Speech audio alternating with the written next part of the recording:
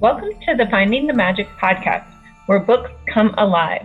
I'm Tricia Copeland, a fiction author and host of this show. If you love books, finding great reads, and hearing about the story behind the story directly from the authors, this is the place for you. Whether you like fantasy, science fiction, dystopian, or romance titles, I think you'll find something to love in my playlist. Listen in to discover something magical about a book or two today. Hi, Peter. Hi, Tricia. How are you? I'm great. How are you? Very well, thank you. Good. Today we have Peter Gribble. He is a fantasy author. He's award winner from the Book Fest for literary fantasy. Did I get that right? My tongue is getting tied. Yeah. From Vancouver, and I'm so excited to jump into the book, The City of the Magicians. This is your first novel, right? Yes. I have written things before, but this is when I first started this. Book one is now called Threat. Book two is Within, and the third book is called Quickening. But the moment I started it, I thought, oh my goodness, this has to get published. And it sort of grabbed me by the throat and threw me on the ground. And so here we are. That's so exciting. So The City of the Magicians is a series then, is that right?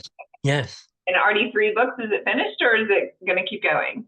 Oh, it's going to keep going. I was quite surprised by the ending of the novel. It was 898 pages when I finished it, and my partner said when he read the last chapters, "Oh my goodness, don't change a word." And so I didn't. But it took me an additional 5 years to edit the previous 898 pages up to the caliber of the last chapter, and then the book underwent what I like to call mitosis, or cellular division, into 3 books. But the last chapter also opened the portal through the fact, which I was not prepared for, that, oh my goodness, there are more books. I was sort of surprised. So I'm working on books 4, 5, and 6, the second trilogy. Oh, that's so exciting. I love when stories just grab you that way. Yeah. And sometimes they take on a life of their own. Like, I didn't plan this. The story just wrote itself, right? Yes. And if you listen to the book, I had certain things that were going to happen, but the ending that I had planned was sort of rather quiet and not particularly impactful. And there were certain resolutions that didn't occur. And so I wrote it out, and then the little writing voice inside said, okay, you've got this out of your system, now try this. Boom. I was so shocked. And it was startling. And I love when writing does that to you. And the book grabs you by the throat and throws you on the ground and just say, hey, this is what you have to write. It is so true. Like our writing brains or our author brains or whatever it is about our brains that is always asking, what if, what if you did it this way, or what if this happened? And it takes a life of its own. Yeah. Well, it didn't even ask the question, what if? But I use that often with myself. What if this happens? And what if that happens? But the ending just didn't give me a choice. Interesting. Well, I feel like it does it like subconsciously to me. That's, it's like a subconscious process in there that spurs whatever ideas happen. Yeah. We'll start at the beginning. Tell me about your characters, your world, what's happening. Okay, well, the opening premise is, what does a pacifist, egalitarian, city-state do to prepare for a barbarian invasion coming in 6 months? The city council has a plan. It should work. But the young man chosen to educate the barbarian says, what? Me? Are you kidding? No, they made a mistake. But then chapter 2, you realize that there's an underground movement plotting to collaborate with the same barbarian for their reasons, which are secretive and hidden. And there's a young woman who gets enmeshed in this quite against her will. She has no choice. Oh my goodness, I have a choice between acceptance or death. So what do? You go along with it. So there's an interesting contrast between Sas, the young man, and Lalia, the young woman. He's wearing his integrity on his sleeve, but she has to keep her integrity secret, even though she's surrounded by nothing but compromise. And so, yep. So that's chapters 1 and 2 of the book, of the first book. So, do they have magical powers? Is that correct? Well, the magic is sort of basically the magic that you and I experience on a daily basis. You know, when you're with a partner, you just think, "Oh, I wonder about this, that, the other," and your partner says, "My goodness, I was thinking the same thing." Or when you're walking down the street and say, "Oh, I think I'll cross the street. I'll walk on this side," and then, wow, you bump into someone you haven't seen in 10 years. But then the thing is to walk back from those invisible breadcrumbs that led you to these peculiar situations. So they accept this type of magic, but the city itself, their culture raises it to a level where you're far more conscious of it. So there are instances of telepathy, in which case, what can you do with this telepathy? So Sass, the young man, is going to be trained in how to do a telepathic sending, which is the appearance of your image of yourself to a person far away. And this is one of Sass's conundrums. Oh my goodness, I don't know how to do telepathic sendings. So there's a period where he is trained. But the more you train, the more you realize these things are dangerous. You have to follow strict rules. Otherwise, your health can be compromised. Your psychological stability can be compromised. But he follows all the rules pretty much, but it's harrowing for him. And so they're going to try to convince the Bavarians not to invade. Is that the whole strategy? Well, they realize they're probably not strong enough to prevent the invasion, but they can mitigate it. So I don't want to give too much away, but Porter the Barbarian is motivated by things that are somewhat inaccessible, but they're hoping to thwart him in certain ways so that it's not going to be rape, pillage, burning, all that sort of stuff. But we welcome you as a friend, and that sort of stuff. So maybe they can have some kind of compromise there, right? Exactly. But then you have Lalia's secret society that says, "Oh no, we want him. We want this barbarian because we think we know how to move him in directions that we want." And so that they could protect their society maybe from other groups. Well, and actually, they've got a long-term plan that has been there for several centuries, and the council has realized that there's an underground movement and sort of shaping things and compromising, and they're trying to get it to reveal itself so they can, okay, enough. You're going into what they call contemplative correction, which is a nice fancy word for prison. Yeah, well, it's sort of you're going off to a monastery or you're going off to a nunnery, and you're going to have to think about what you're doing and why are you compromising us, citizens of the city of the magicians. There isn't any wand waving, but there's certain magical parts that they have a canon about what you can do with magic. But if you keep your integrity and your clarity and your intensive purposes focused, then it's amazing what can happen. That's so cool. It goes along right with my theme of finding the magic book podcast. Yeah. Yes, exactly. And the magic is yep, and the magic is not inaccessible. It's present in our daily experience. So what motivated the storyline? How did you come up with it? It's I didn't realize it at the time, but when I was 8 years old, I was living in France. My dad had been transferred into NATO, and we went to we attended a French international school for diplomatic corps kids and NATO kids. And the nice thing about Europe, you can hop in a car and drive through 5 countries. So the second summer, my parents wanted to see the war memorials up in Normandy, the D-Day landings and all that sort of stuff. And but the interesting thing is, our first day at school, my mom said there was a war, Germany lost. You do not talk about it. That's it. And the reason for that was we were in this diplomatic situation and it was a natural courtesy.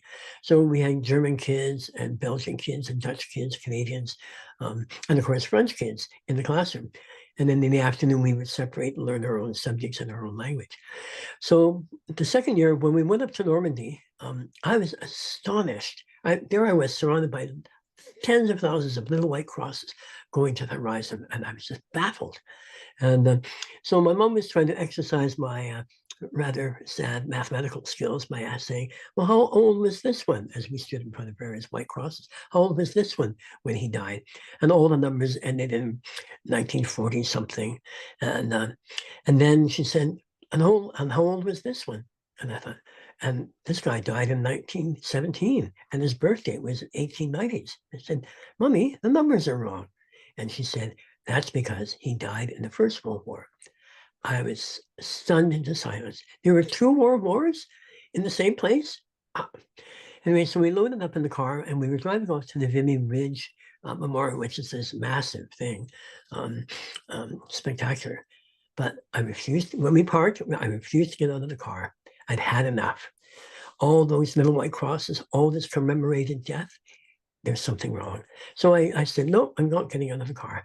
So they thought I was indulging in some childish sulk. They went off, but I was astonished by my vindicated certainty. And it was an inarticulate certainty that I knew this was all wrong. And I marveled at the strength of my righteous certainty. And so that was actually the grain for City of the Magicians, which I would not write until decades later. But it was interesting coming back to North America. I studied Mahatma Gandhi's pacifist approach to things, and which was successful. It did get the British out. And then I read Martin Luther King's essays and speeches. But it struck me that pacifism does not have the complete answer, because critics have raised really interesting points. How would the pacifist approach wouldn't have succeeded against the Nazis? It wouldn't have succeeded against Stalin's Gulag or China's Cultural Revolution. So I have a provisional sympathy for pacifism, but this is what I needed to explore. And so this was the opening premise for City of the Magicians.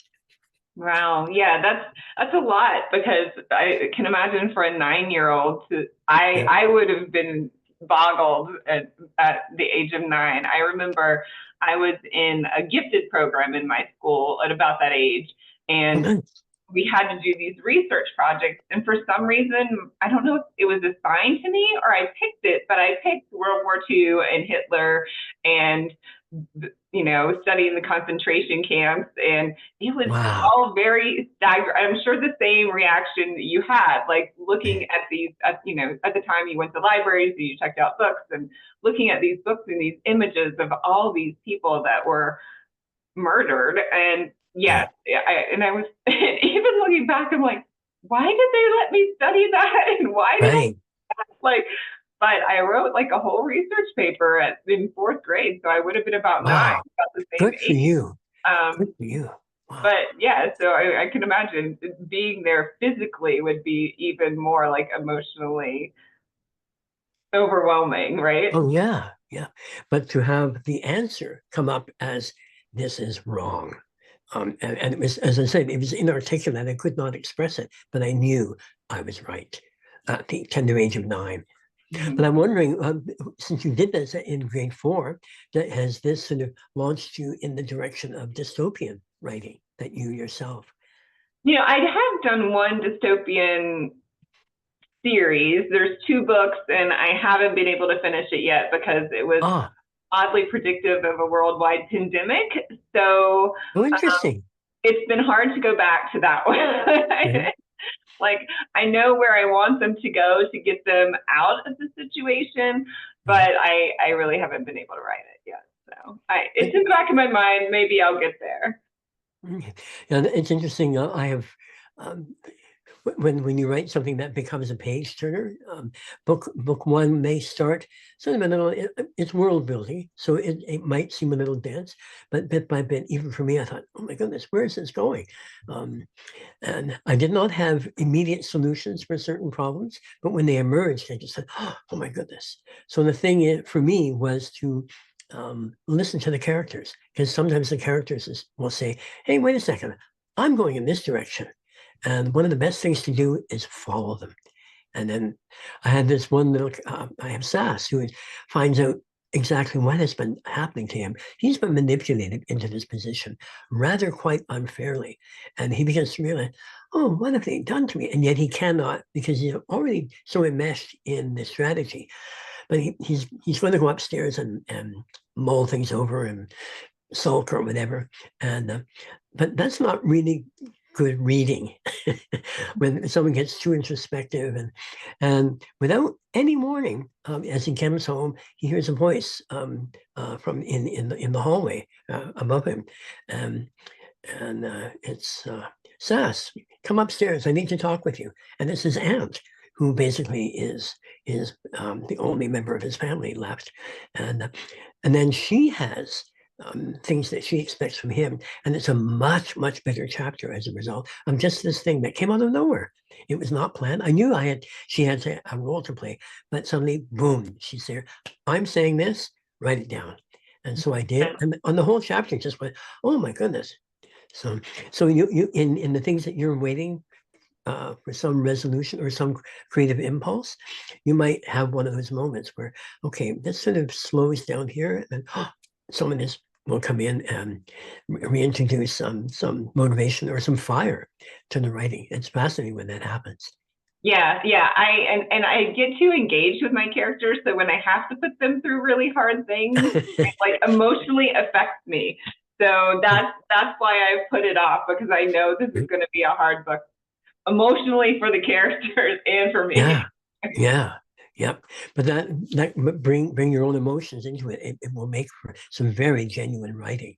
And there are some points where I just think, oh my goodness, my poor Lalia, or poor Sass, or whatever. And but if you feel for your characters to that degree, it's going to be amazing writing.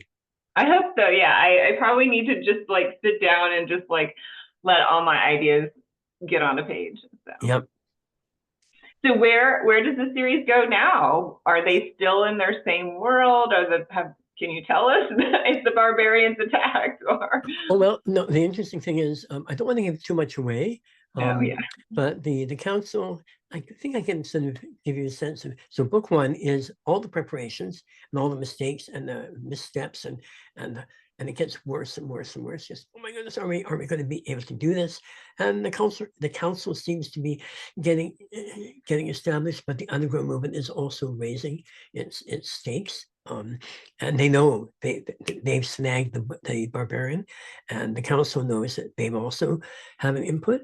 Basically, one side is going after the barbarian's heart, the other side is going after his ambitions. And so book two, called Within, the barbarian arrives. His name is Purdu, P-U-R-D-U. And he knows, he's smart.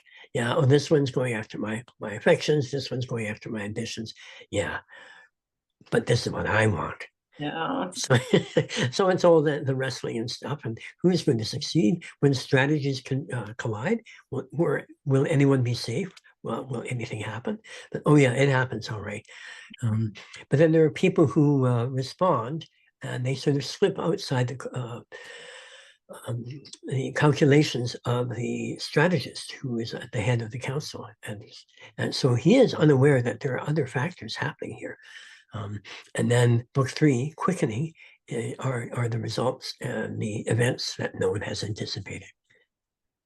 That sounds super fun. And did you say these are on audiobook too? No, not yet. Okay. Although a number of people have asked, and it's certainly something I'm going to look into. Yeah, I love audiobooks. They're super fun. So, and nice. Yeah, you can listen to them while you're driving or doing your chores or whatever comes up. Yeah. Well, but you have to get the right voice for it too. Definitely get the right voice and the right person. You're completely right about that. Yeah. So yeah, it's a little bit of a process. Right. So when do you expect your next book to be released? Books 1, 2, and 3 are all out. Threat came out in 2020. Within came out in 2022, and Quickening came out last year in 2024. Okay. Yeah. So I'm working, as I say, I'm working on books 4, 5, and 6. And with a hazy sense that 7, 8, and 9 are also sort of waiting in the wings. Oh my goodness, yeah. I should live so long, right? But, well, we hope you do, because we need more of this story, because I'm putting it on my TBR list. Oh, thank you. Thank you. It sounds like a great adult fantasy. And so would you put it at a PG-16 read or a PG-18 read? Okay. No, 16 is fine. Okay. Kids are so knowledgeable these days. They know what's out there. And the premise, because of my sort of pacifistic sympathies. I don't have that much violence. The violence is usually off screen. You get people coming back and saying, "Oh my goodness, this is what happened," as opposed to. I want to sort of push, step outside of the usual tropes. So the endless battle scenes, the endless knife fights, that doesn't happen here. Okay. But you get people who have experienced them and are recovering from them. Because I want the readers to feel as if they themselves, by the very act of reading, are citizens of the City of the Magicians. Yeah, it sounds very psychological and very emotional. So yeah, fun. Well, tell us where we can find you and your books. You can get them on Amazon, and if you happen to be in the Vancouver area, you can find them in the Chapters Indigo store on Robson Street. Oh, fun. And yeah, so have you always written, or was this just like a new skill, something that grabbed you and you had to write it down? No, I've been writing for a long time. The usual childish things, the juvenilia, like poetry that you would write during high school. And thankfully, I think all of that's been lost. But then when you read certain authors, you think, oh my goodness, I can probably do that. And then when you try, you just think, oh my goodness, this is terrible. But bit by bit, I started writing for magazines. I had gardening columns. Writing for magazines are very interesting. You have a deadline and a word count. And it's an excellent discipline, because if you write well, the editor will just say, oh, this is perfect. Peter writes stuff I don't have to touch. I'll just read it through and says, oh, change a comma here, this, that, the other. So if you write good copy, your stuff gets out there. So keep your standards high. Edit until you're just fascinating. There's wonderful line. Oh, I'm going to forget the author. And he said to write a line as clean as a bone. And so if you can write sentences, and you've got 1,200 words to write, it's an excellent discipline. So yeah, writing for magazines was an excellent honing of the craft. And I wrote a couple of novels that they didn't have the same push as City of Magicians. The moment I started City of Magicians, it told me it has to get published. So it was a fire that was lit. That's very exciting. Yeah, I agree. It is harder to write short stories or other medium, and it definitely makes you think about, okay, what is my story and what is the bare bones plot that I need to get across to make this. I had an opportunity to write an anthology, and I had a story written. I thought it was all great. I turned it in and they were like, oh no, there's like too many characters. There's too much going on. If you want to write a short story, you just have to write like one main character, one main plot line. You can't have all these side things going on. And so yeah, it was definitely a lesson in a little bit of humility, but also like good to hone your craft too. Yeah. Fun. Yeah, I'm actually taking a screenwriting class too. Oh, excellent. And that also has helped a lot with like really looking at plot and structure and what works in the story and what you don't really need. Obviously, in a novel, you want to have the subplots and the big character, the sub characters and all of those things to round things out. But thinking about like what really makes the story work and what makes the plot move along, so that you can make sure to have those elements as a base and then layer it with everything else if you're writing a novel, right? And the interesting thing about writing a script, I love reading scripts. You can see how tight and how beautifully faceted they are. I mean, the good ones. But then if you know you're writing, say, the first script for a series, then, oh, okay, I don't have to put everything in because further down the line, oh, this person will come in and then it enriches the whole plot arc. Yeah, I think so too. So yeah, it's definitely a fun learning thing. Yeah. Yeah, it sounds like these books are going far. So we hope that you will come back and tell us much more about your world. Thank you. I'd be very happy to. And tell me your website again too. Yes, it's petergribble.com. And you can also get the books via the links there as well. Great. So that's Peter, Peter, Gribble, Gribble, correct? Yes. Just for our listeners, we have video, and we'll have all your links in the description as well. Wonderful. Thank you. Well, thank you for being here, and we'll see you next time. Okay. Happy reading. Thank you. Bye. Okay, bye. I hope you enjoyed this episode of the Finding the Magic podcast. I'm your host, author and podcaster Tricia Copeland, and I love getting behind the scenes. If you like the podcast, make sure to subscribe and stop in each week to discover new authors and books. Thanks for listening, and until next time, keep finding the magic.